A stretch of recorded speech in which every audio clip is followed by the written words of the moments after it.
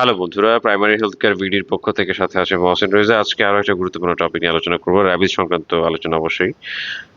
তো অনেকেই হচ্ছে মানে র্যাবিসের টিকা যখন নেওয়া শুরু করেন, মানে কোনো একটা সার্টেন ডোজ হচ্ছে মিস করে ফেলেন, সেক্ষেত্রে মানে পরবর্তীতে কি করবেন এই বিষয়ে অনেকে দিশেহারা হয়ে দেখা যায় আমার সাথে কথা বলেছেন।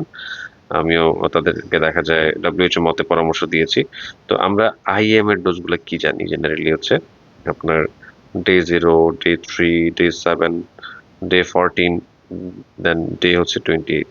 আর আইডি গুলা কি জানি সেম, 0, 3, 7, 28। তো এই 28 ডেজ এটা অনেক ক্ষেত্রে দেওয়া হয় না। তো অনেকে আছেন যে এই যে প্রথম ডোজটা দিয়ে হচ্ছে তৃতীয় মানে যে ডোজটা আছে সেটা হচ্ছে কোনো কারণে মিস করে ফেলেছেন, হয়তোবা টিকার সাপ্লাই ছিল না, তিনি টিকা খুঁজে পাননি।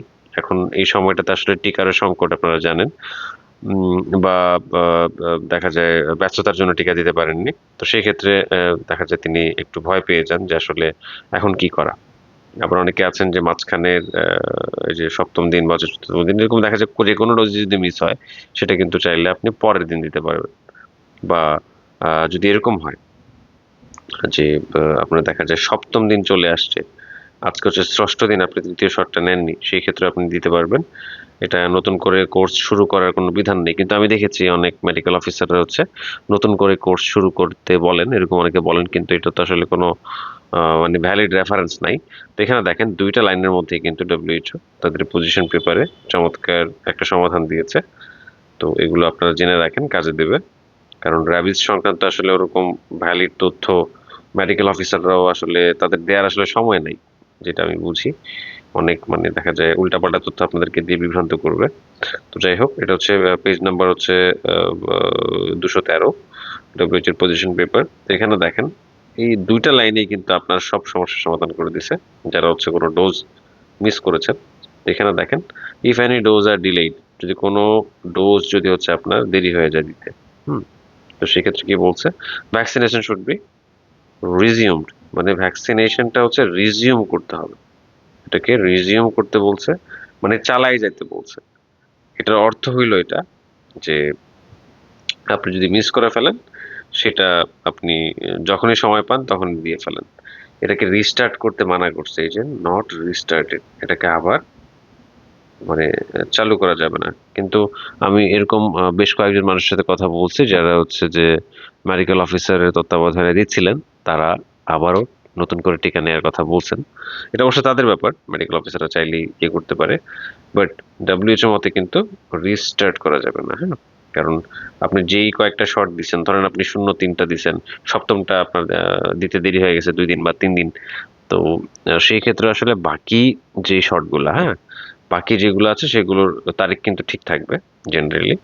জাস্ট হচ্ছে যেই শটটা হচ্ছে আপনার মিস হয়েছে সেটা আপনি যখন সময় পান তখন দিয়ে ফেলবেন। আহ, তো এটা আমি একটু আরেকটু বুঝিয়ে দিই ব্যাপারটা। আরো একটা রেফারেন্স আছে, সেটা আমি অন্য কোনো ভিডিওতে দেখাবো। তো এখানে ধরেন হচ্ছে 0-3 বা হচ্ছে সপ্তম ডোজটা হচ্ছে কোনো কেউ মিস করলো, তো সেই ক্ষেত্রে 14তম দিনের আগে যে কোনো সময় এই ডোজটা কিন্তু চাইলে তিনি দিয়ে ফেলতে পারবেন, 13তম দিনেও এটা দিতে পারবেন। যদি 14তম দিন চলে আসে সেই ক্ষেত্রে তার দিলে লাভ নাই, কারণ এই ডোজটা আর ফুলফিল হবে না।